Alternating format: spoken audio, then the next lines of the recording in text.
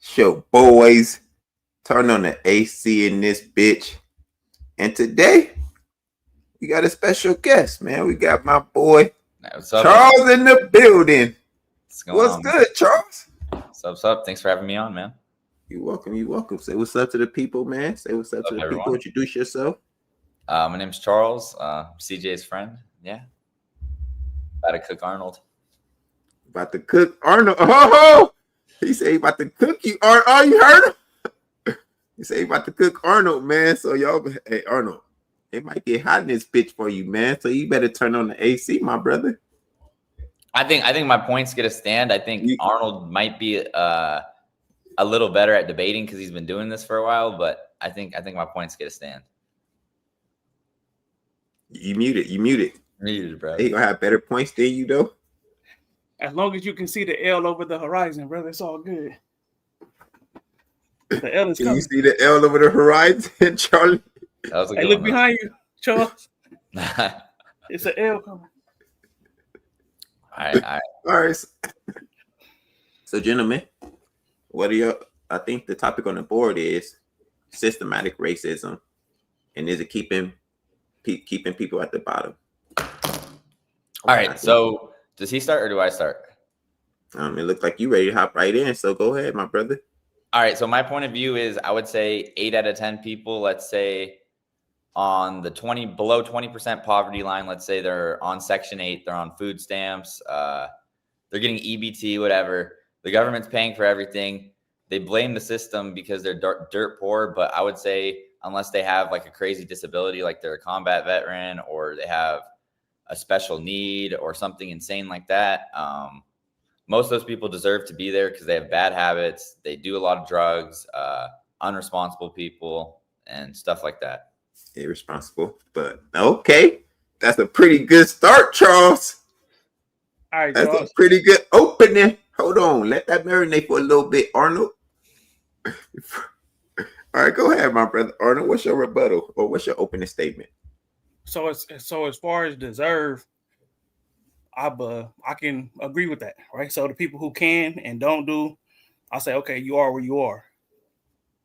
So my rebuttal or my argument is, do you think that the people who are in power would do anything to stop those people from getting resources if they knew that the resources were finite and they had to fight over them? Like you're saying, do you think the government would stop giving those resources if they had a choice to? Nah, so I guess I wasn't even trying to get stuck on the part about most people getting government assistance, because the 80% don't get government assistance. Okay, then who are you talking about? You're talking about the other. So let's call it the 1%ers. The people the bottom 1%. Top 1%. Top 1%. Yeah, the top 1%. The top 1% know that there's a finite amount of resources on the planet, in the country, in the world that we live in. So they know that they need to make sure that they pull their portion and leave the sprinkles for everybody else. All right. And they put things in place to make sure that stays in place. I agree with that to an extent, because the people at the top, they definitely are greedy to an extent. But I'm just saying, if you're an able-bodied human, you have 2 arms, 2 legs, you can function. There is no way that you should be struggling right now if you're born in America. No way that you should be struggling. And when I say struggle, I don't mean struggling to buy a nice car or like trying to live nice. I'm saying getting by, buying food, paying your rent, just basic necessities. The reason that they can't pay the rent or stuff is because they filled themselves up with obligations, and it's their fault. They maybe had 5 kids when they were 21, and then now they have to pay for them all. Maybe they pay a bunch of child support because they have 4 baby mamas. They have a weed addiction, so they're spending all their money on weed. Hey, Charles, don't make this personal. You don't have any kids, man. CJ spent all his money on his baby mamas. They spend all their money on baby mamas, weed. They have bad attitudes, so they'll go to a job, they're hard-headed. They come in, they think that they run the company. They try to tell the business owner how to run the business. And then they lose their job and they wonder why they're unemployed. Hold on, bro. Why CJ catching stray? I'm just saying how it is. This Most your of these, homeboy? I thought this was your homeboy. most of these people This is deserve to be where they are because of their bad decisions while growing up, especially if you're older. If you're, let's say, 25, 30, 35, all right, by the time you're 35, you had 15 years to, be able to get something going. You could have went to school, you could have went to a trade. If you're poor, they give you college for free. You could start your own business, but obviously being a business owner is not for everyone. You could still be very successful without owning a business. You could work as a bartender and make good money. So there's a lot of ways out there where you could make ends meet. And if you're let's say 30, 35, 40, and you live in America and you can't make that happen, it's because of your past mistakes, and it's mostly a you issue. And it's not the government issue. Hold that thought real quick. We forgot to say what's up to all the people in the chat. So let me start it off with Bino. What's good? What's good? Adi, what's the deal? My guys, Black America, what's the deal? Sophisticated Jerk, what's the deal? That's my boy Thomas Legacy, I believe. What's good, Dr. G? And Papi Blanco. I think that's all we got right now. All right, Arnold, you got a response to what Charles just said? Yeah, I'm saying that I can agree in a vacuum, right? If you was playing Sims, that's how it will work. But I don't believe that we're playing Sims. I believe that there were people who literally founded a country. There are literally people who were in power, who had ideas that would help them keep that power. And I think those things are still at play right now. So you're saying that you think that life is as unfair as it was, let's say, 100 years ago? Because I think you're right. Back then in the 1930s or whatever, yeah, it was basically impossible for certain people of certain races and stuff. But I'm saying in today's day, in 2025, there's enough resources for everyone. Everyone could get access to whatever they need. Hey, so look, the funny part, right? So globalization, the internet, make you think that the earth is flatter than it is. So we think that, just because I can, or I can see a millionaire, or I might know a millionaire, that I can be right in the stratus as far as who makes all the money. So if we actually look back at the wealth gap between the founding of the country and right now, I 100% could guarantee you that it's bigger. Okay, if you're talking about hold on, and I'm saying that, and those people, right, are making sure that they're pulling the resources, so they know that those finite dollars come from the middle. If you're talking about, it's like a drawstring, right? When they pull the money from the middle, right, the middle gets smaller. Okay, the wealth in the middle gets smaller. When they take it out, the wealth gets smaller. So you're saying that the rich do have protocols in place so they could stay rich and the poor stay poor. I'm saying not poor. I don't think it's poor. The poor is not as big as you think it is as far as how many people are poor. That 80% number is crazy. So if you might call them poor because how you live, but no. I'm not saying 80% of people are poor. I'm saying 80% of poor people deserve to be poor because of their decisions. I'm not saying 80% of people are poor. I'm saying 80% of the people in the bottom 10 to 20% deserve to be there. I'm not saying the middle class deserves to be there. That's not what I'm saying. I'm talking about the bottom. Do you disagree with that, Arnold? I actually don't disagree with that. I don't have anything against the middle class. The people that are working two jobs, that are working like a server at night and they're working an Uber driver, I'm not saying those people. I'm talking about the people at the bottom. Right. So I'm saying that the same thing that's at play, because you have a soft spot in your heart for the middle class because you see them working hard, they have the same barriers against them as those poor people who you don't have a soft spot for. Yeah, because those people, I'm thinking, number one, I see how they are as employees. They're very lazy. Number two, they have huge attitudes. And number three, they try to abuse government resources and try to have the working people pay for them so they could live. Like, for example, if I'm making a certain amount of money. 80% of poor people. 80% of poor people. So, yes. So 80% of poor people get government benefits. Right. So I'm saying 80% of the bottom. If you're the bottom 10 to 20%, you're getting government benefits. That's how you qualify. If you're making under 30 to 40,000 a year, you're getting government benefits. You're getting EBT. You're getting rent assistance. You qualify for Section 8. You get all that shit. Oh, my bad. You didn't think this out. So you saying 80% of the bottom 20% is what you're referring to right now? Yes. And then, so how do you quantify that? What do you see out when you look out? What are you seeing and saying, okay, yes, 80% of this 20%? When I'm saying 80% of this 20%, the only 20% I'm giving, it might not be 20%. I'm giving exceptions to, let's say, like someone that went to war, they got their arm blown off, or let's say there's someone that's heavily autistic that can't think.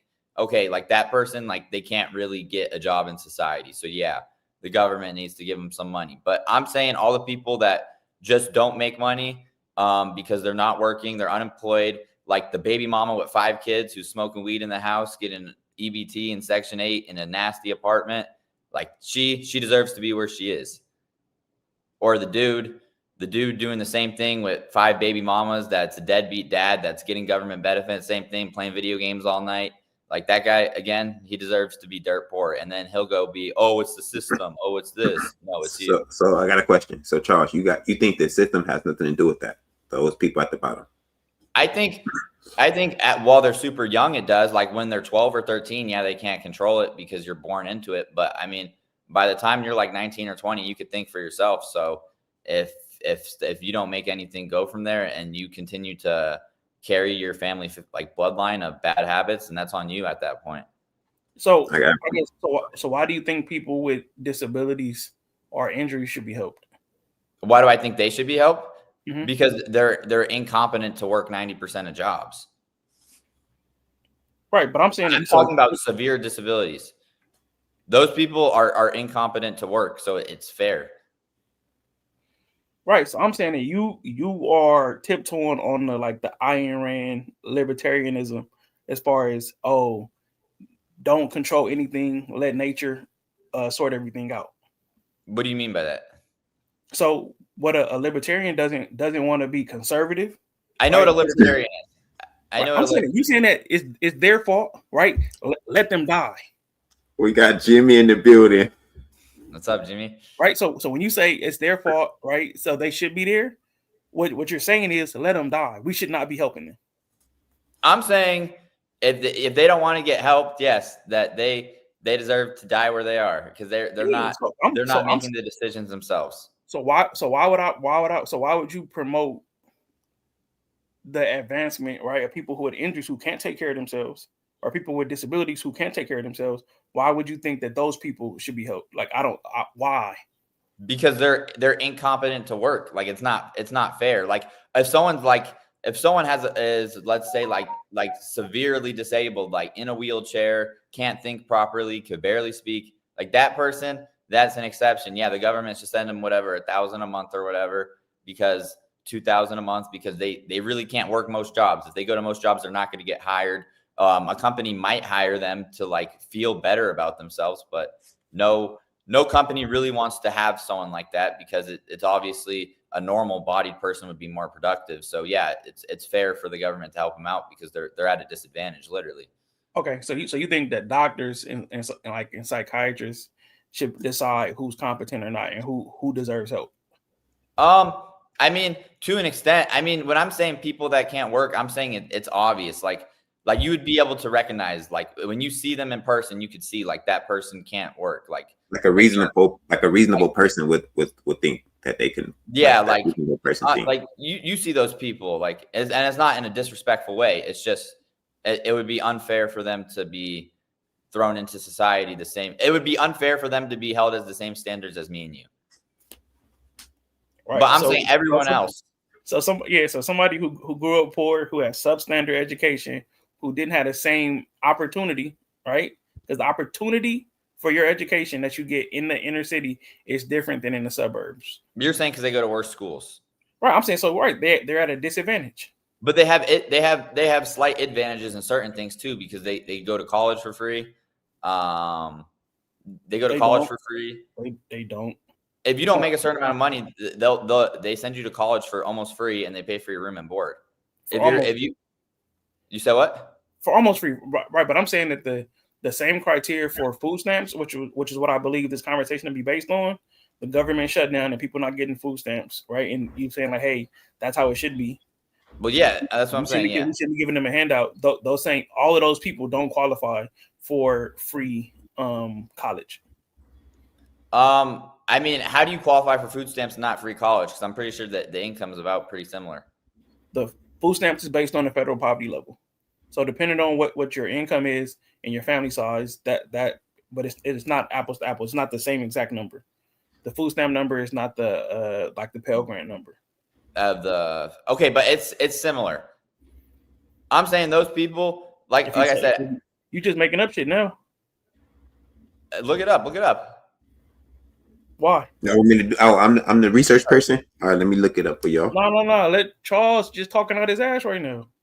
How? I'm just saying that because you don't know. Because you don't know that what the food stamp and the last 30 seconds show me that you don't know. Here, have them look it up. No. What I'm trying to figure out is why are you saying it if you don't know it to be true? Because I know that they're both based off a certain income level, and I know that if the government's going to give something for free, it's going to be similar. So what poor people have you been researching to on this topic? Like I'm saying, like if I know someone that makes $12,000 a year before taxes, they would qualify for food stamps. They would also qualify for free college. Right, but so do you know what the income limit is for food stamps? I don't know what the number is exactly, but I'm saying that they're pretty close. Pretty close. That's what I'm saying. It would be probably within a $10,000 range. Yeah, shout out. This is your first L of the day. You just talking outside of your neck, bro. You just I think I'm on Charles' side right now, Arnold. Wait, CJ, can you look it up? Because I'm pretty sure they don't want to tell me what income levels qualify for financial aid. Like it's going to be similar. When you say similar, what's your range for similar before we I said within $10,000. Within $10,000. Within $10,000. So you saying that? But that doesn't mean anything. That's not the same people. So someone making $20,000 a year and $30,000 a year live a very similar life. Right, but you don't know what the income limit is for food stamps to start this conversation. I'm saying that the income for the food stamps and financial aid are going to be within a $10,000 range, whether it's $30,000 or $20,000. Okay. All right, so I got the gross number for one person at $1,632. That's for what? That's for federal food stamps. What, 16,000? 1,632 a month. Okay, what income under? Mm-hmm. That puts you close to your 20,000 number.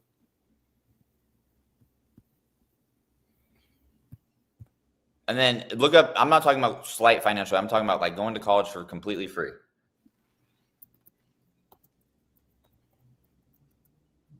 I might be a little more off then because I'm thinking the college is probably under 3,000, but we'll see. Family of 4 gotta make 15,000. Up to 52,000 for a family of 4. For a family of 4. But when I was reading or it doesn't show. When I was reading the food stamp, it said 3-person household must be at 2,700, so 2,800 a month. That's a 3-family household. So that's 2,800 times. Right? Yeah, 28 times 12 is what? 3,000 times 12 is 36. So about 40 something, 40, 42, we'll say. That's fair. Okay. Nobody knows. Y'all don't know, bro. I don't know. I'm leaning more towards Charles' argument that people that qualify for food stamps, we don't even need to just talk about education. Financial aid.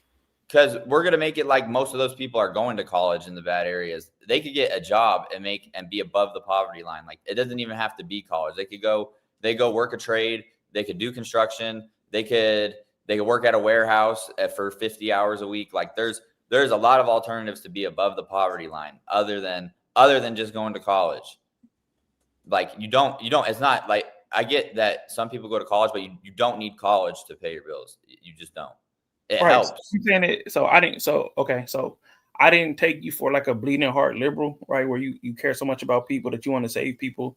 That like, oh, like if you injured, we're sad for you and you can't work, so we're gonna give you this money, all right? Or if you're slow, we'll give you this money. I didn't know that. I thought you was like a real conservative, right? That No, really, I am a conservative. that people need to get it out the mud. We believe in that too, Arnold. The real conservatives believe that if you a veteran, you You think conservatives just hate on like bro? I'm saying it's fake. I'm saying it's easier to kick poor people in the nuts than it is veterans. Y'all can get away with that. I'm not even talking about just veterans. You can't get away with kicking veterans in the nuts. I'm just using veterans as an example. I don't think joining the military is a smart idea. It's an example conservatives often use because you don't have an argument when you're telling a combat veteran that he can't get benefits from the government. But you can tell a dark-skinned person who you don't believe is trying hard enough that they shouldn't get benefits from the government. This one's getting good now. Hold on. Let me turn on the AC in this bitch. Does the dark-skinned person have 2 arms, 2 legs, and a working brain? Just like that military veteran with no visible injuries. I mean, those people I don't think should get free benefits either. The people that are abusing it, I don't think they should get free benefit. When I talk about combat veterans, I'm talking about people like missing legs, missing arms, can't speak properly. Like I'm talking about those people. I'm not talking about people milking the system. I think anyone milking the system.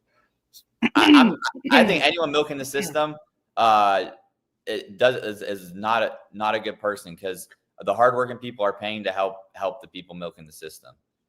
So if I can't see a combat veteran's injuries, I'm not saying if you can't see it, but he shouldn't be getting a government. I'm saying if he's bullshitting, because I know what you're saying. I'm saying if he's bullshitting, if he's not really hurt and he's making up fake shit, then how do we determine that, Charles? How do we determine that? You can't always determine that. Standard. Hold on, Charles. Oh, welcome to the internet. Welcome to the internet. Where what you said 30 minutes ago follows you. You said a normal person should be able to recognize that this person has a deficiency. Yeah, but you're talking about combat veterans. I'm talking about just normal. What's the difference? One would be injured in war, and one is just like mentally slow. Oh, we got my boy DJ Hemp in the building. This might be risky. Y'all go check him out. So the only injury that you like, but I'm not saying combat injury is the only thing. It's just an example. Combat. It's just an example. It's just an example. You could think of another example.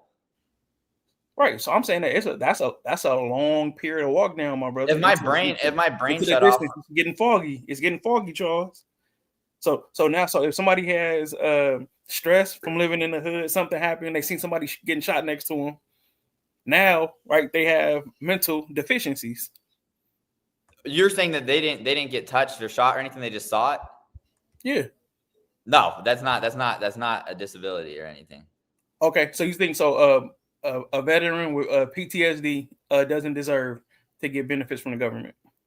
I think they do because they fought in the army, but seeing a shooting in the hood is not the same thing as fighting in the army, and it's not respectable either.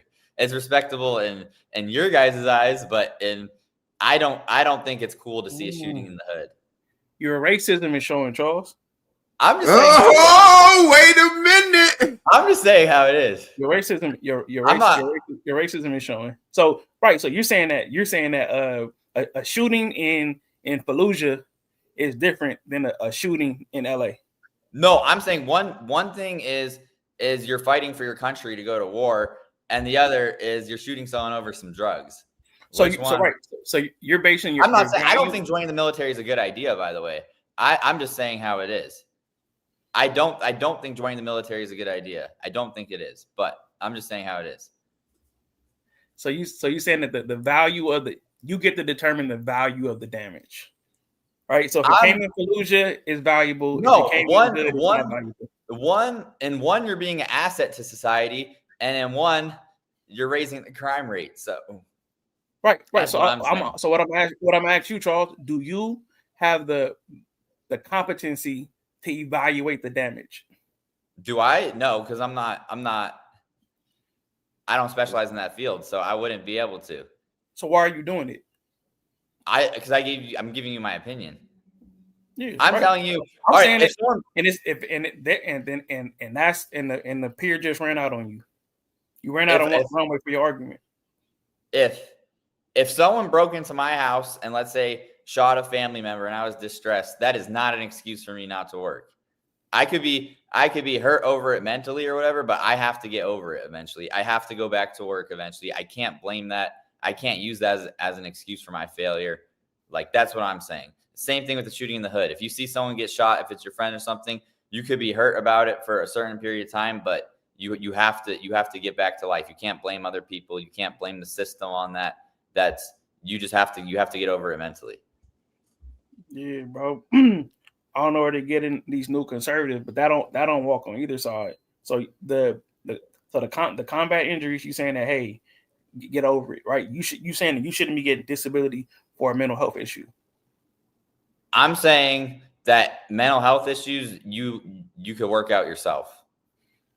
Okay. You could go see a doctor or whatever, but mental health issues are not something that will affect you for the rest of your life from working. So Charles, I got a question.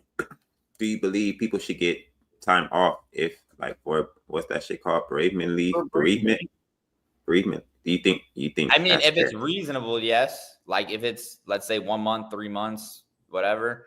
If it's reasonable, yes, but no. In the long run, if you're like years, no. Okay. So do you disagree with that, Arnold? Bereavement is like 1 to 3 days at most jobs. Okay, then yeah, that's normal. How long do you think it should be? Should it be longer than that? I don't know. It depends. That would be a case by case situation, but based on what you talking this depend shit. Like you are evaluating somebody's ability to deal with trauma. I'm saying that eventually you have to get over it, though. That's right. what I'm saying. I'm saying you. I guess you got to recognize your privilege as somebody who I bet good money hasn't dealt with a lot of trauma in his life. I mean, I guess you could say that. Your lack of empathy in this conversation tells me that.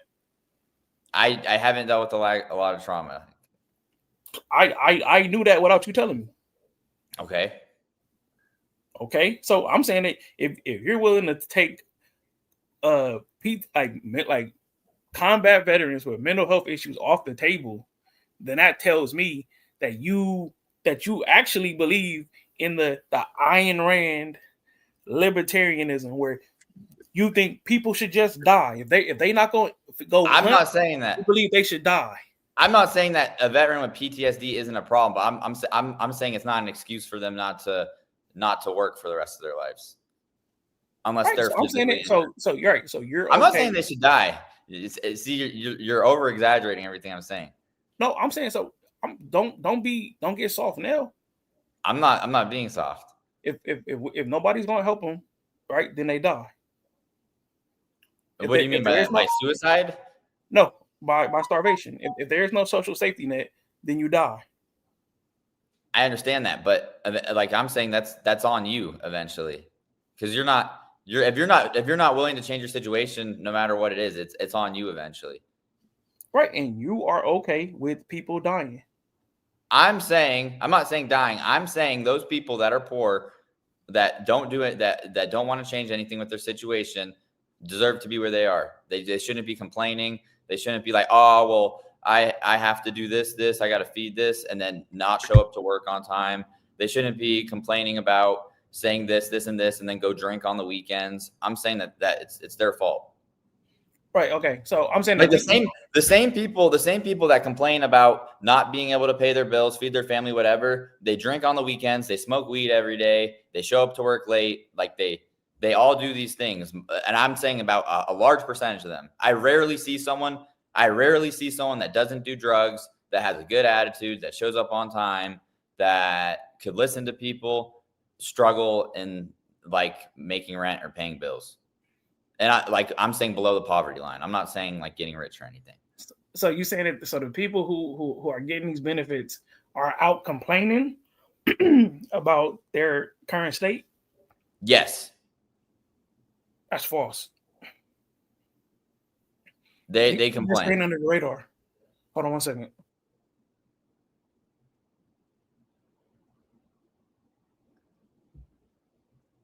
So right now, we got a good debate, man. This shit heating up. I'm not going to say who I'm leaning towards more right now.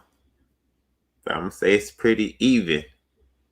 My boy Poppy in the chat, going at you, Arnold. Come up, Poppy, if you want to. I keep Hey, dropping bro, the link, motherfucker. Poppy from Y'all can Arizona, come bro. up. What you say? Conservatism is in the water in Arizona, bro. It's okay. I understand. Hey, Charles is holding his own right now. Hey, Charles, good job, my brother. Yeah, he's doing his best, man. He's doing his best. Hey, he holding his own. Hey, look, I can hit the link if y'all want to come bro, up, ask questions. we not handing out. Look, bro. What we like. We not handing out no debate assistance. There is no debate assistance program, right? There is no subsidy for his debating deficiencies. He needs to stand on his own 2 feet and pull himself by his bootstraps in this debate while he taking this whooping for the ancestors. See what I'm saying? I've been pretty quiet, letting y'all go back and forth. If y'all want to come up and ask questions, let us know. Charles, let me see what my boy Caesar's got for us. Charles should be the government the government keep sending bills of money to top companies like Boeing, Intel, and Ford for government subsidies. Why should these companies get welfare if they don't need it? No, I don't think they should get free money. I think the super rich people and the super poor people, they do have some traits in common. Like they both have a lot of free time. That's something they do have in common. They have a lot of free time. Also, when you see the poor people, they abuse drugs and stuff. The same people that are born into like wealth, the people that are born into wealth, they abuse drugs too, because money means nothing to them, and they need to find like an escape to reality because they feel like nothing's enough. So they do like crazy drugs like cocaine. And I mean, poor people do the same stuff. So I do see there is, to an extent, not in all forms, but there is similar characteristics and traits between the top 1% and the bottom 1%. And Arnold, your fan is back. Just want to let you know. All right, so I think the top 1%, like at the top, Boeing and all them, I don't think they're good people either. I think they're greedy. So I don't agree with either of them. All right. I guess so the part as far as your thesis, as far as the people who get government aid don't deserve it. I'm saying 80% of them. 80% don't deserve it. So that's what I'm saying it right, but then I'm saying that why don't you have the teeth to say, yeah, I'm okay with the people with 80% of poor people dying, if that's what it came down to. I mean, the thing is that if they weren't getting these free benefits, it would force them to get a job, and I think a large percentage of them would. Right. The test to see if that works is people dying. I mean, right? I'm not saying I think they should die. I'm saying that I think they should provide for themselves. I'm saying that's what you think, but what does that look like? Everybody like talking about the purge until the purge is at their doorstep. I'm not saying I got a question. It's a purge. Hold on, CJ. It's absolutely a purge. Okay, you're saying that there are less than people who don't deserve this slice of the apple pie who should be taken out. I'm saying no. Listen, bro. You're saying that they don't deserve what they're getting. All right. So you're saying that we should just let them fend for themselves and let evolution happen. I'm saying that natural selection should just play out. Are you okay with 80% of poor people dying if that's what it came down to? I'm not saying they should die. I'm saying that they need to, if the government stop. You got to answer the question, Charles. Are you okay with 80% of poor people dying? Nah, bro. Yeah. Are you okay? I'm not okay with them dying. I'm not saying that. Why not? Because you're not, obviously, like, being dead is not a good wish for anyone. I'm just saying that if they took away government assistance, it would force most of them to get a job, and that's what we'd need. Right. Even if they slowed it down. I'm saying that you're not the first white man to think about what it looks like if we don't help poor people. Right. This didn't happen in 2025, or this is the first time we're having this conversation. White men in the past know exactly, if we take away the safety net, that takes money out of those same billionaires' pocket. Because poor people spend every dollar they get. So the money they give to poor people goes to rich people. You're saying the money spent by poor people goes to rich people? Yes. Well, yeah, because the rich people own the businesses. Right. So I'm saying that, do you think that nobody has thought about this concept and say, okay, nothing is being hurt. If we said, oh, these people who aren't working, if we didn't give them money, the economy would shrink. If we didn't give them money, the economy would shrink. Yes. I mean, to an extent, it would, but I also think inflation would stop because the government would be printing less money. Right, but there would be less money. There would be less money, but I think that it would be better because everyone would be working from the lower class wouldn't be leeching off the government anymore, and inflation wouldn't go up, and I think things would be more affordable for everyone. You think? Yes, like look how bad inflation went during COVID when Trump was printing out PPP, all that stuff, and everyone was getting free money. Inflation went through the roof. The housing market almost doubled. Everything went up from that because the government printed so much money and gave it to everyone. So yes, if they stop giving out a bunch of free money, if America stops giving out a bunch of money to Israel, if America stops giving out a bunch of money to all these places, poor people, yes, things would be more affordable and inflation would go down, and the average working man would be able to afford to live. Okay, so yeah, so I'm saying that you talking about stuff in theory and don't contextualize what actually happens. So right, so if we didn't send money to Ukraine and Russia wipes Ukraine out, we cool with that. So what, right? Natural selection, just let it happen. We don't, so they don't send money to Israel, then Israel gets wiped off the face of the map. Well, Israel's in a genocide right now, so that's hell no. It's we gotta let him up, Arnold.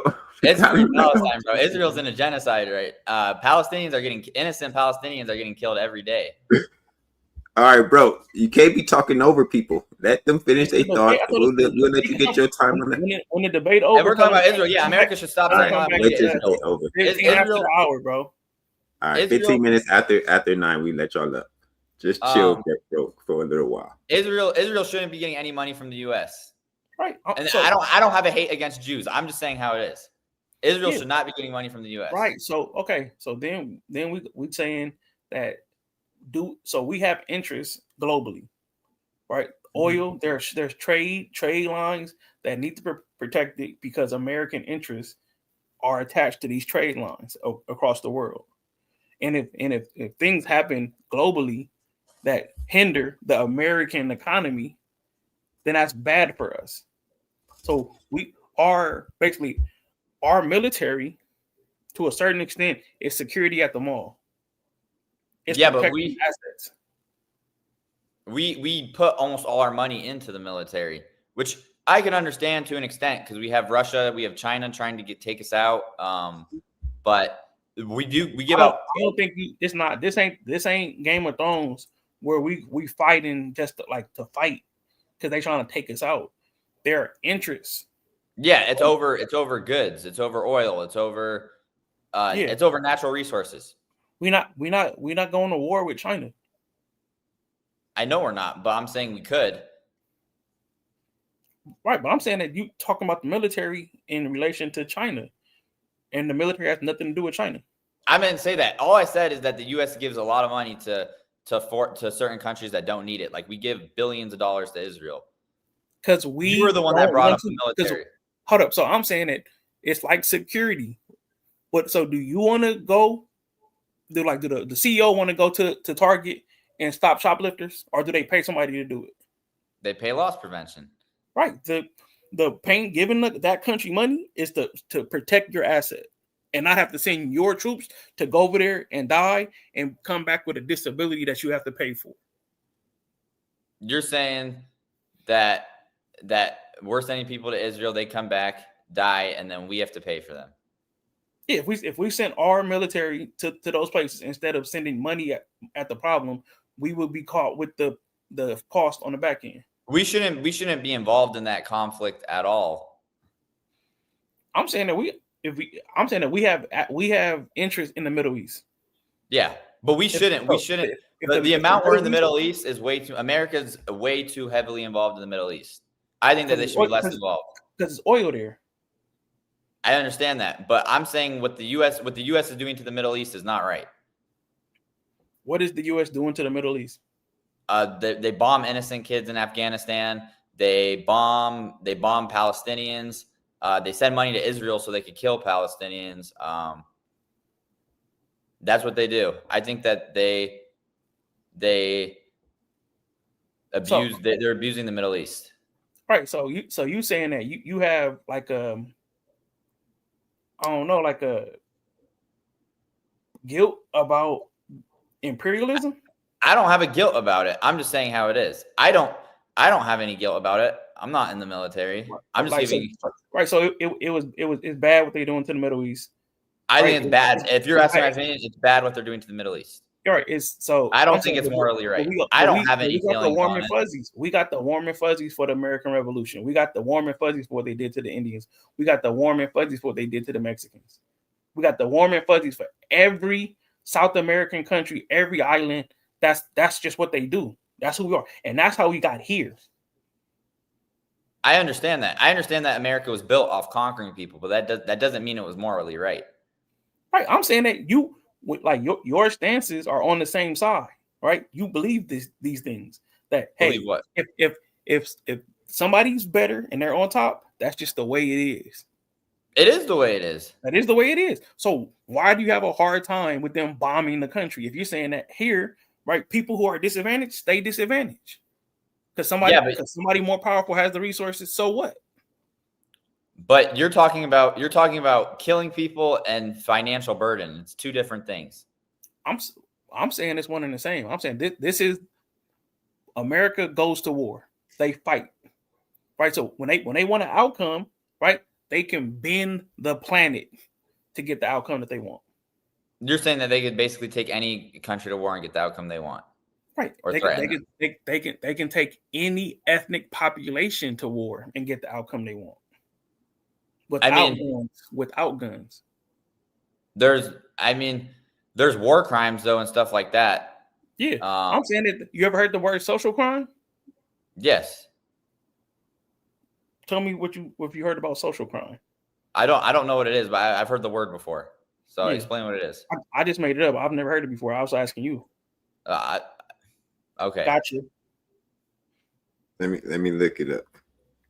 It's not a real word, bro. It's not. I'm saying that these are I'm saying the social constructs that America set up, right? That the top 1% has set up, the way that they draw maps, the way that they place people, the way that they build buildings, the way that they build highways, the way that they put factories in bad neighborhoods. That's them going to war with the lower classes. Yeah, but that's on you to not be doing those things, because now you're saying that they build like liquor stores in bad neighborhoods and stuff, so that's why they drink every day and stuff. That's their war. That's how they go into war. Yeah, but if there's casinos right next to my house and I gamble all my money away, is it Vegas's fault or is it my fault for being irresponsible? Right, but did somebody put that casino there on purpose? You said what? Did somebody put that casino there on purpose to drain the money out of that neighborhood? Yeah, they did. They did put it there on purpose. But I'm saying if I go there, it's my fault. It's not the casino's fault. It's my fault. Right. I'm saying it. So, but you're saying that. So, like the Middle East, it's that like you feel bad for them. I mean, they're getting bombed. So yes. Yeah, but I'm saying that the constructs that we live under is a bombing. It's a social bombing. They're doing these things intentionally to put people at a disadvantage. I understand that, but I'm saying that it's still their fault, because like they're not forcing you to go to those liquor stores, just like they're not forcing me to go to the casino. Like it's the same thing. I'm right. So I guess I don't know if you're missing me or not. I'm saying that this is a battle strategy that's being implemented by America. I agree.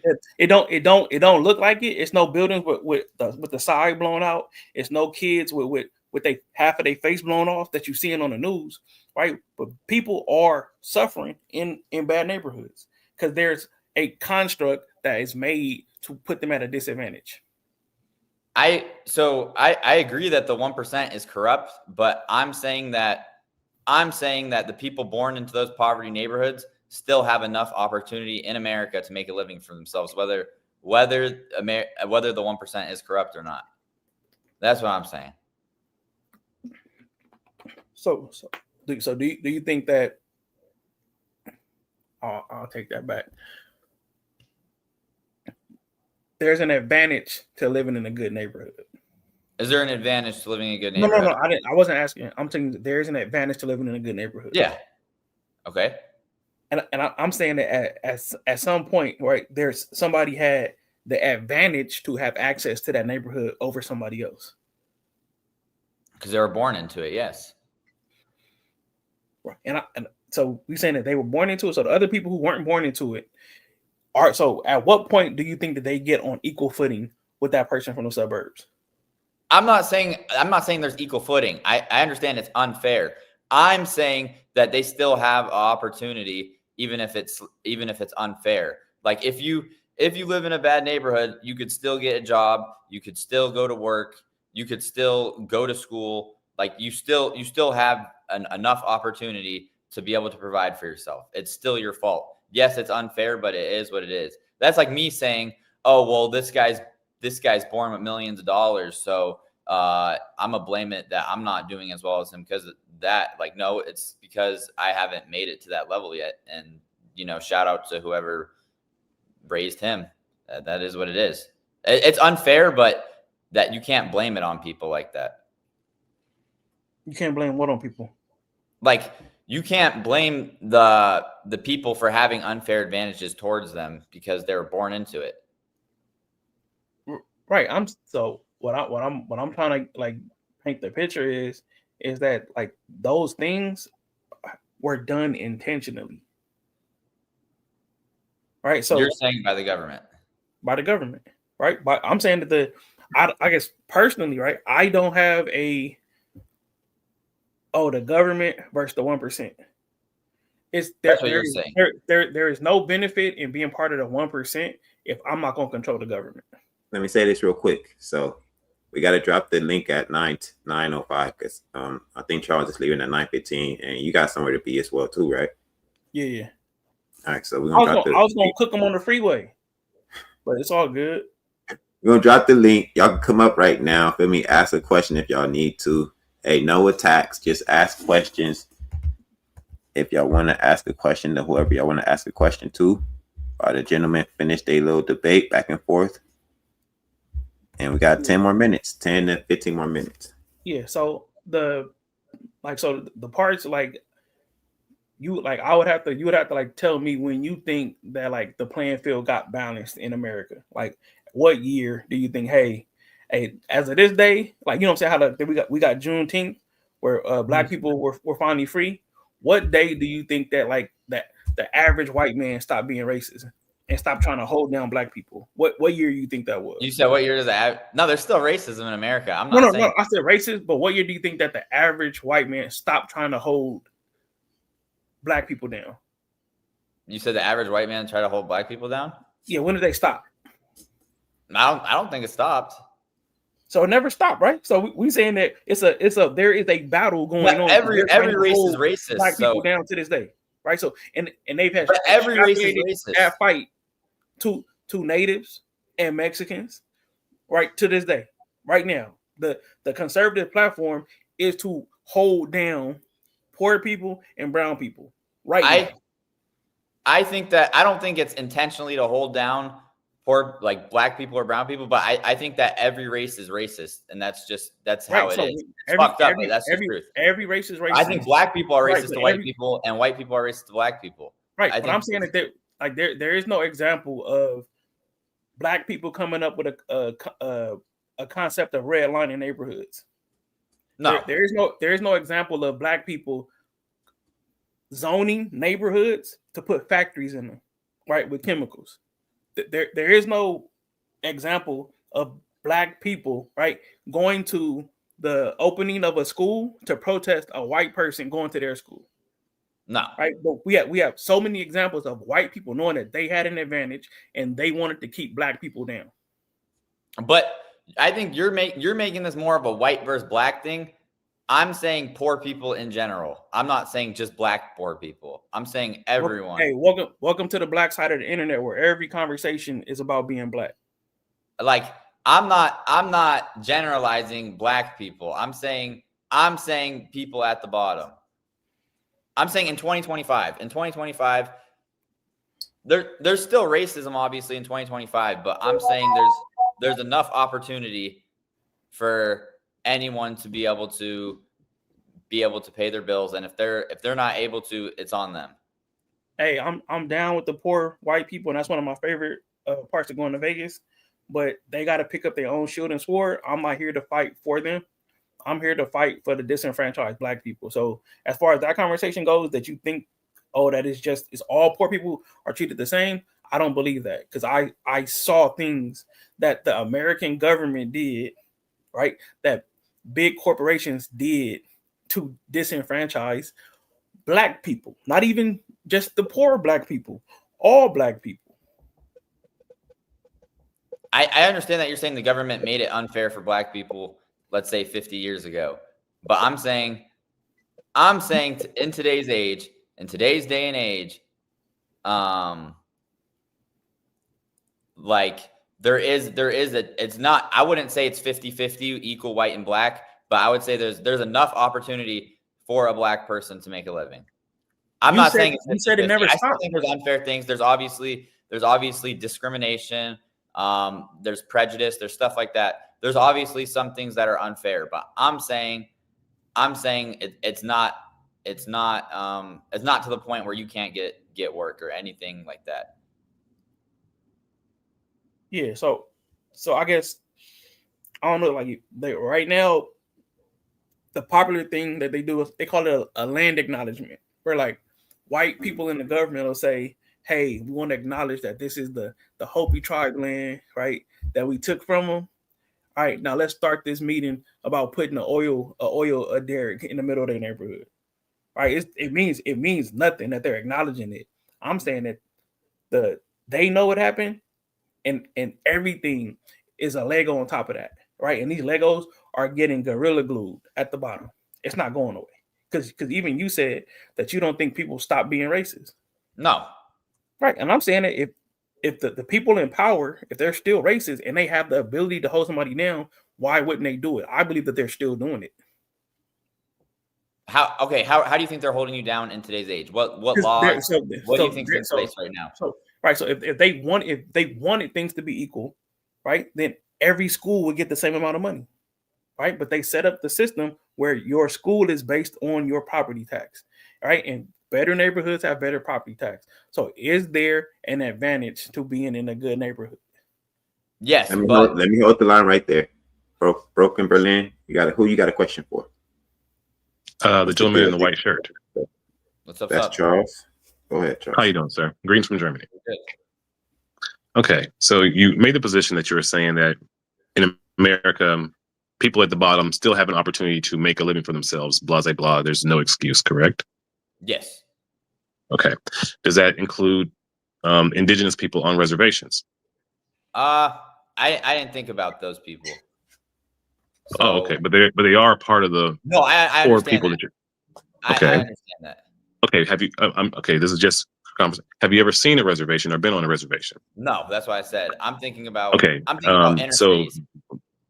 Okay. Well, the resources there are absolutely atrocious. You can't even get fresh groceries. So, in that circumstance, would you acknowledge that they don't have the same opportunities as everyone else that you're maybe thinking that they do? I would agree with you on that. They were here first, okay. So I'll agree with you on that.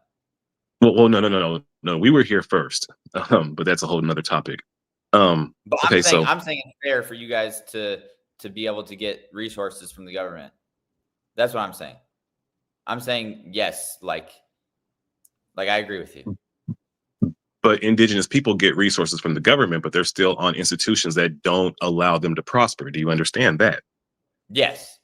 Okay, so same could also be applied to the black neighborhoods, even though one area is completely desolated and horribly poverty ridden, but the crime there is not as bad.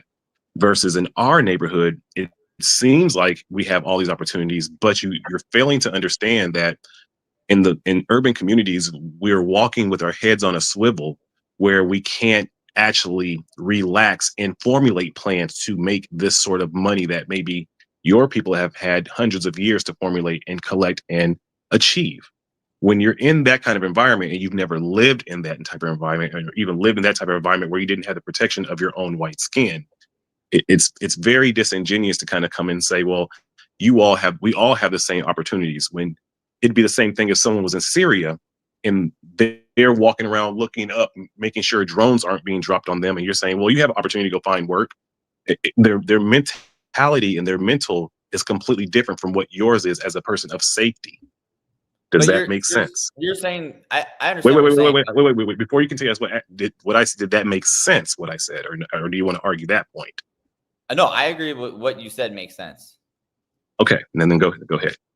What I was arguing is that you're comparing, let's say, in someone in Syria who's getting bombed to someone who just is growing up, let's say, in a rough neighborhood, but you still have access to running water, you still have access to food, you could still get a job, you could still go to school, even though the school's not the best, you could still go to school. The school provides you food. No. When you're growing up in that, it's not your choice to do those things. You don't get but once you've grown up in that, so at what age is it supposed to be your responsibility to go figure that out then? I think by the time you're, let's say, between 22 and 24, if you're not able to find work or provide for yourself at all, and you're blaming it on the neighborhood you grew up in or this or that, it's your fault. I'm not even saying though you grew up, even if you grew up in a place where there's legitimate PTSD moments. Same thing as those people in Syria. The same things happen if you grew up in the inner city of Detroit or Chicago or Baltimore or wherever you're saying, and you're 22 over and you're blaming that on the reason of your unsuccess, that's on you. Would you have that same sort of rhetoric for somebody who was military? Like you're saying, like grew up in Syria or fighting in the military? No, American military. Once you witness death, once you've maybe seen those sorts of things, and it's a daily occurrence, once you are walking around and you realize that people don't value your life and you need to move accordingly in a way that to make sure you're not being taken advantage of financially, or it's October, so it's robbing season, when you got to make sure that everybody knows, like, this is the time when everyone's trying to re-up, and it's robbing season, and our culture is so completely foreign to you that you don't really get it, and how we are in these predicaments, whatever city, not even like the worst. It could be Oklahoma City, Oklahoma, wherever we are congregated, we have been, like he said, redlined into a system of poverty that is beyond dangerous, and the police and the gangs work together to make sure that people who are just average black people have to deal with terrorism from the black gangs and the police. But you haven't experienced that, and even if you had visited those areas, you had safety of, well, we're not going to do anything to him, because if anything happens to you, then the people in the neighborhood have to deal with the police. Yeah, so go ahead. I understand what you're saying, but I mean, I'm saying if you grew up in those neighborhoods and you're an adult, you could find work and you could get out of those neighborhoods. And I'm saying that basically it becomes a self accountability thing, because most of these people, they're engaging with these bad people. They're doing drugs with them. Like there are civilians. It's part of their trauma, again, with PTSD. Let's say maybe you don't want to leave your family, because that's been your only support system. Like you're saying, like, oh, at 24, you should just go and leave that neighborhood. Well, I mean, have you heard of what Stockholm syndrome? You know what Stockholm syndrome is? Move away from home and make a better life. That's exactly what you should do. Okay, but you're telling somebody who has PTSD possibly from their upbringing in this environment. So maybe, is there a place for all of us people of color to go get some actual therapy for free? Since maybe the governmental system has put us in those sort of situations, if they want an actual solution, we need some damn therapy. Do you think it's the responsibility of the government to maybe supply us with that? I mean, you guys have free health insurance, don't you? Black Americans? No, not Black Americans, but poverty. If you're in poverty, you go to the doctor. And I said therapy. I'm having okay. What's your solution then? You're saying for us to just, okay, so what is your solution? My solution is to, even though your resources are limited, to use the resources you have and make the best out of it. Why not just give more resources? Why not just give more Is resources? that too logical? I mean, if there are resources to help people, I don't have a problem. If you're talking about school or helping you guys work or anything, I don't have a problem with that stuff. I'm talking about the government giving handouts like free living for years and years and years. That's what I'm talking about. If it's free living for a certain period of time while you're in school or something like that, I understand that. But I'm saying for a long period of time, the government just giving free stuff to people, it becomes instead of helping out the people in need, it becomes people at the bottom leeching and bottom feeding off people. All right, let me read this real quick. Why does that matter when people at the top are doing the exact same thing? Bro. Okay, I'll stop. Charles, this is what Arnold is talking about. Wells Fargo agrees to pay $85 million settlement after it hosted fake job interviews to hit diversity goals.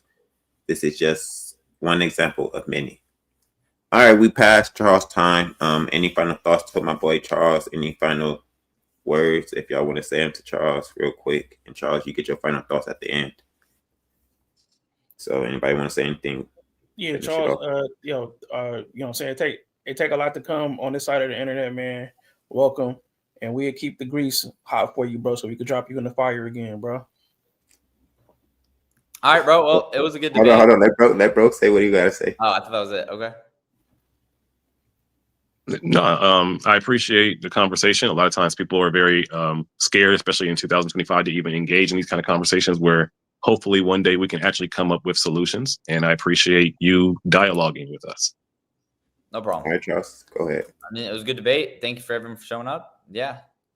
All right, and I appreciate everybody. I appreciate Charles, man. Salute to my guy, Charles. Hey, I was arguing with Charles for the last week about some friendship shit, and he came through for your boy, man, so I appreciate it. Good looking, Charles. I appreciate you, brother. That's your new bestie, bro? Oh. Man, shut the fuck up. Fuck you. All right, brother. Ebony and Ivory. All right, so I'm not gonna lie. I think Charles did a pretty good job, man. Y'all was trying to get my boy Charleston in the back. You gotta just leave if you want to, Charles. Or if you want to stay, motherfucker, you can stay. I'm about to listen for a little bit. All right, well, you can stay up here and still debate, motherfucker. Let him go. Let him go. No, we can do a recap of the debate because and then he can interject, and maybe that's because all right, because I watched it for the last 30 minutes, and a gentleman above, I know I keep not getting your name right. Sorry. You made a lot of great points. Motherfucker. Arnold. Maybe Oklahoma Public School. I can't read, sir. I can't read, sir. And I'm dyslexic. AC, motherfucker. Arnold and CJ. I'm sorry, JC. My bad. We need our support right now, Arnold. So and Broke Man, he been here for the beginning. But no, I don't think that. Or let me take that back. White Americans understand how the system works. They know how the system works better than we do. They just play naive. And when you start bringing up the things about redlining and all the things, and he starts like they're in a position of power, so they don't have to be aware, but they are aware. They don't care to learn about it. And no matter how many times you bring up actual factual things, especially with the redlining and how this is legitimately a spider web of cobweb of racism and bigotry to put us in a situation that where we are today. You know that it doesn't make sense to them, even though this is their language. This is so I find that it's a trick that white people will do to pretend to play dumb. It's the same thing that women will do when you try to bring up things about that are that men are experiencing. They just play dumb and naive. And not all. And I think that the same thing that you see about with a lot of feminist white women and feminist black women, when you try to articulate your points and maybe some of the things that are maybe wrong with today's modern women, I think men like him they're the godfathers of that kind of argument and that kind of debate style, where it's just complete deniability and I didn't know. Well, we had to learn your history, and if you really did give a shit, maybe you would learn a little bit of your own history of what you've done to us. But when you don't know even the basics, then I know that you generally don't give a shit anyway. So I don't understand why. I already know that in this argument, it's all facetious. You're on that side. You've never even done any research of the other side with empathy in your heart to figure out, Maybe I I think can help find a solution. I think Charles was cooking. Y'all Cooking who? didn't win like y'all think y'all did. Like Ed said. Okay. No, Well, bring I mean, Charles it up wasn't 'cause a he said it, some it wasn't a facts. debate. It was a conversation, maybe. Charles was Because again, whooping everything y'all didn't come ass. full circle. Wait, Charles, okay. that's how you did him in the boxing ring, Charles. Show him how you would did him in the boxing ring. That's crazy, Ed. I think you guys had good points, but I don't think you guys fully understand what I'm trying to. Your only point was still, well, just do better. The Captain America to Winter Falcon. That's not my Well, just point. do My better, point- sir. Like that was your only advice, man. My point is that most of these people, as dealing with many employees, most of these people have bad habits, and that's the reason why they're broke. Like Where did the bad smoke habits weed- come from, sir? They smoke weed every day. They No. drink Where? alcohol. No, the bad habits started before that, sir. Where did the bad habits start, sir? If you're supposed They to get start from good habits, childhood. you They start learn from that. childhood. Okay, so you're supposed to learn that in school, correct? But I understand. But I'm saying that it's No. really not. You said they have bad habits. Where did the bad habits come from? They School. come from childhood. Say school, sir. School, same thing. Okay, who's in charge of the curriculum in running the schools? The government. So where did the bad habits come from, sir? It comes from your The childhood. government. It doesn't come from the government. No. I literally walked it back to you, and you even said the government. But now, when I'm saying where did the bad habits come from, you won't say they won't come from the government. I literally walked it back for you, and you said I get government. what you're saying, but let me explain my point. I'm saying that you don't start smoking weed as a teenager because of the government. You start because you had bad friends, you had bad influences, or you had a brother, or you had an irresponsible dad, or you started smoking weed in high school because you had bad influences. It's not because school. You met those people. It was part of the culture. The culture, possibly, right? The culture. Would you blame the culture? Yes, because it's ghetto. Okay. At times. Who's the architect of that culture? The government. So what are we failing to see eye to eye here then? But that the government doesn't affect individuals always as much as you think. That's what I'm saying. Okay, how much does it affect it? 30%? I don't. How much does the government affect an individual? My point is, you said it doesn't affect an individual as much as I think, even though you don't know how much I think the government. As an individual, if you're smoking weed every day, let's say you're 25. Does the government affect you differently if you're a white person or black person or indigenous person or let's say Indian person or Asian person? Do you think that by you being a person of color, or do you think the government affects you differently, or do you think the government affects everyone the same? I think the government affects everyone differently. But that's not my point. My point is, if you can't quit smoking weed, you're mentally weak. And that's on you. So if a grown man is smoking weed every day for 5 years and he can't quit to make it better for his job, to get paid or something, or to make a sacrifice for his family, to be a good influence for his kids, that's his fault. It's not the government's fault. You're mentally weak, and that's you as an individual. You got to take accountability and look at yourself in the mirror. That's so would you apply that? Would you apply that to all drugs as well, with alcoholism and also opioids and people who let's say even people who are making money and doing all types of other drugs and cocaine? Would you apply this to all drugs in general? Yes. So who controls the drugs? I think the government controls the drugs. That's not my point. So again, whose responsibility is for creating this? And if there's a problem, if there's a problem with the culture and the government has built that culture, then whose fault is it? Talking our gas, bro. It's your fault. You don't want to talk about he cooked me. So now, you know what? See, I tried to be nice, and then he said, "Oh, he cooked y'all." Hey, look, Charles is the special guest today. Do not overtalk Charles. Look, it's your responsibility as an individual to stay away from the government scams. If you fall for them, it's your fault. I'll be in the chat. It's your responsibility as an individual to stay away from any bad things that the government's promoting. That's what I'm saying. Yes, is the government building liquor stores in your neighborhood? Yes, but it's your responsibility to not go to them. And if you go to them, that's your fault as an individual. Just like if my friend invites me to the club and I get too drunk, that's my fault. That's not the government's fault. That's not the club's fault for selling me alcohol while I was blacked out drunk. It's my fault for keep drinking. You have to take responsibility as an individualist and understand that most of your problems are caused from you. You can't have the government save you.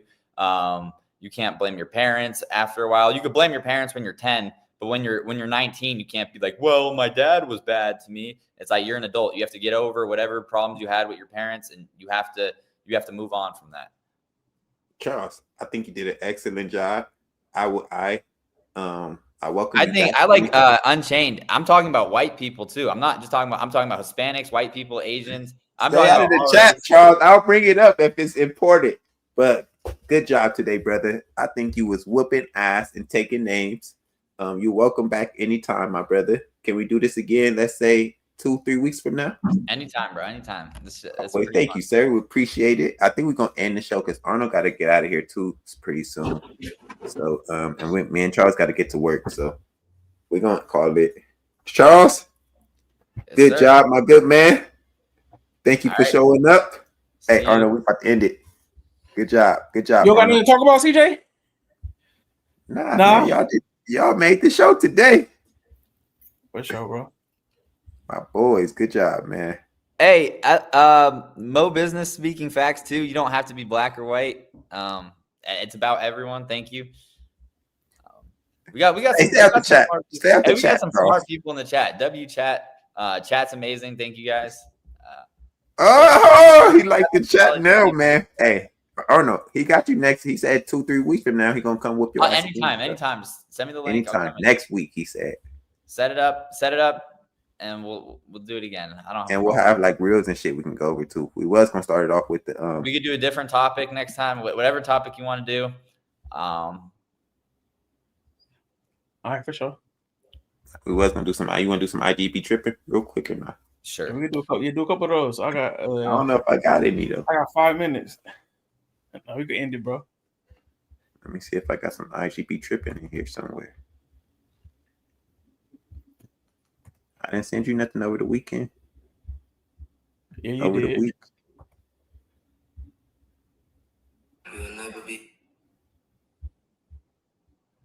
What I got, man, in a young Pokedex. Since we talking about poverty, let's get some good reels in, man.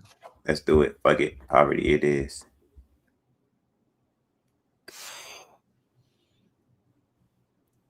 Give me a second. Let me pull it up. Bear with me.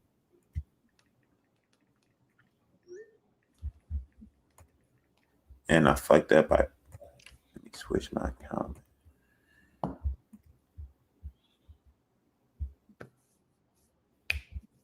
Whoop these. Let's see what these hoes talk about. The guys they gotta stop going all over. They gotta stop allowing for these women to normalize what your lifestyle is not your lifestyle. No, this is my lifestyle. You've come in to enjoy it. I didn't have no IG, so we just got YouTube right now. Let women and be amazed at what the poverty. What'd you say? I'm just reading the title. Nah, what you say, Charles? I'm reading the title. Fuck I got going on, and then you got to go home. Anton, I'm not. When you send them home, listen. Normalize not letting women move in with you. When you send them the fuck home, they get more humble because now it's like they can't see the place where they at anymore the same way. It's like, damn, like this shit is so little and my clothes is off. Charles, you gonna let a woman move in with you?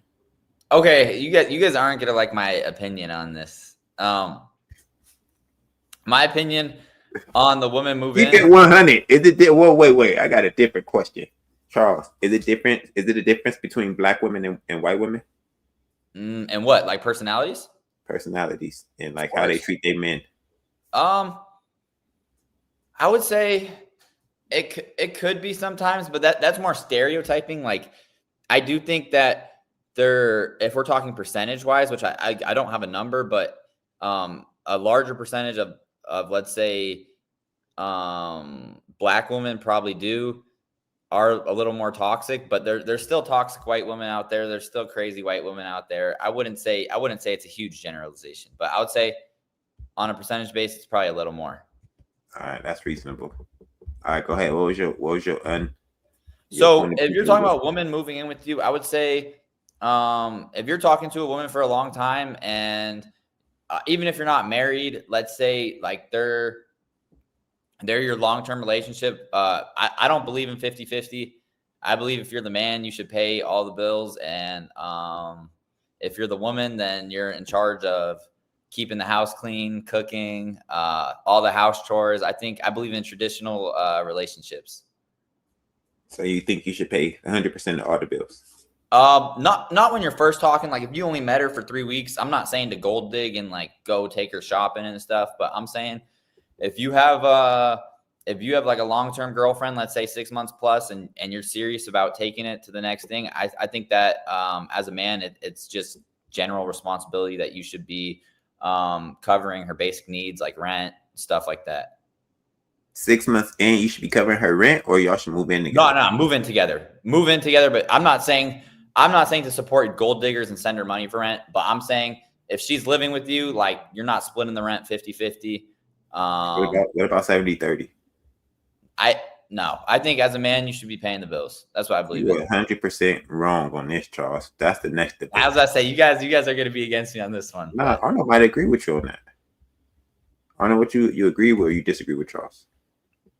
No, I don't think it's like something that's mandatory. I think it's something that you should be prepared to do. Yeah. I mean, if I don't think it's like it should be like a golden rule, but I'm just saying, yeah, it should be something you should be prepared to do. Like that's like, I don't think there's a problem with like there's a lot of people that have problems with women. They're like, oh, I don't do 50-50. I don't see a problem with that. Yeah, I'm saying that like being used and abused. Y'all some suckers. That's what it sounds like to me. No, bro. So no, I'm saying that you shouldn't ever live in a place where you can't afford to pay all of the rent.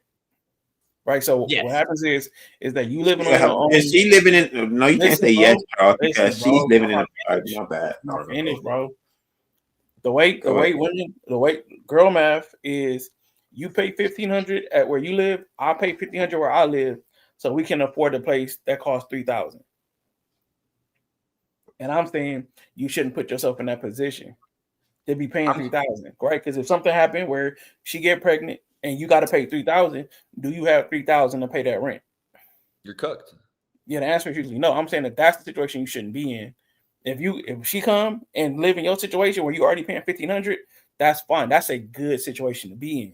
But you shouldn't be doing where now she sees we can get a luxury apartment, and now you in a situation where she has to bring in that same $1,500, and that's a different stressor. And the playing field as far as how she see the situation, y'all co-CEO. All right, I like that answer. All right, he's spitting. Folded up inside of the closet, and you know what I'm saying. And now, when you get here, they're never folded in the closet. They're everywhere. No, that's true. I'm saying because where it's supposed to be hung up, but they folded it on the shelves, and shit ain't gonna be right for them, and they're gonna be humble. And you can keep her and you know what I'm saying, dunk panda space, and just let her see your Balenci's. Hey, y'all. Let her see the Balenci's and then send her the fuck back home. As a retired street nigga, do not listen to Anton. He is gonna get you wrong. No, I'm gonna teach you the truth. You do not show the wolves what a steak said and thinking I ain't come back. You gonna have to can. Anton. Yes, you can. No. Those are black people problems. Charles don't know about them problems, feel me? What was he trying to say? He's saying don't let poor people know that you got a bunch of good shit in your house because they're gonna try to rob you.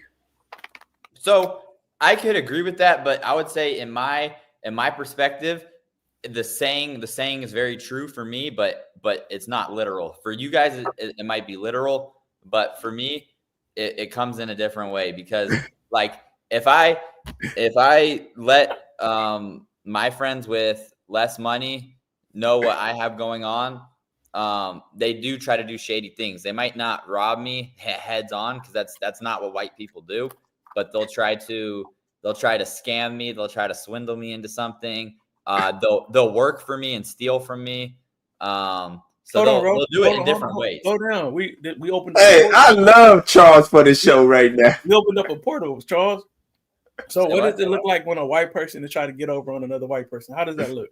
So instead of like a black person, like they might just beat you up and take your stuff. Like, Hey, bro, White- Charles, we trying to keep you over here. Man.